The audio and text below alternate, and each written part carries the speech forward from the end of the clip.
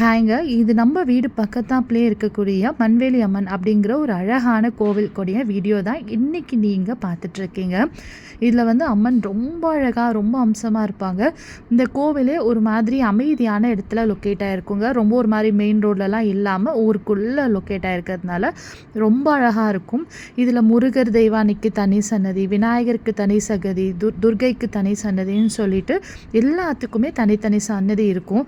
இதை விட ஒரு ஆச்சரியமான விஷயம் என்ன தெரியுமா, இந்த கோவிலை மெயின்டைன் பண்ணுறது ஒரு ரொம்ப வயசான ஒரு பாட்டி தான்.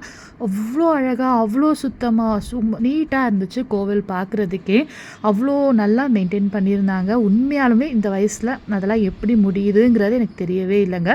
கொஞ்சம் தாண்டி போனீங்கன்னா நவகிரகங்க, நம்ம நார்மலாக பார்க்குற மாதிரி இல்லாமல் ஒவ்வொரு நவகிரகத்துடைய ஸ்டாச்சுவுமே அவ்வளோ ஒரு அம்சமாக இருக்கும். பார்க்குறதுக்கு ரொம்பவே அழகான, கண்டிப்பாக பார்க்கக்கூடிய ஒரு கோவில்னு இதை நான் கண்டிப்பாக சொல்லுவேன்.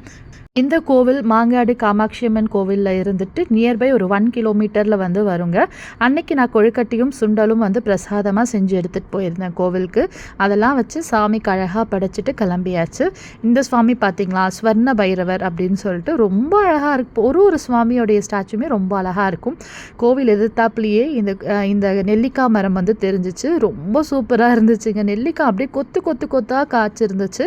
பார்க்கவே அவ்வளோ அழகாக இருந்துச்சு. முருகர் நம்ம எங்கே போனாலுமே பார்ப்போம் இல்லையா, அதே மாதிரி தான் இங்கேயும் வள்ளி தெய்வானையோட ரொம்ப அழகாக இருந்தார் பார்க்குறதுக்கு. அந்த மாதிரி விநாயகரும் எல்லா சாமியுமே இந்த கோவிலில் அவ்வளோ ஒரு மூர்த்திகரமாக இருக்கும்னு சொல்லுவாங்க இல்லையா, அப்படி இருக்குங்க. கண்டிப்பாக விசிட் பண்ணி பாருங்கள். இந்த வீடியோ உங்களுக்கு பிடிச்சிருந்துச்சுன்னா லைக் பண்ணுங்கள், நம்ம சேனலுக்கு சப்ஸ்கிரைப் பண்ணுங்கள். பாய்.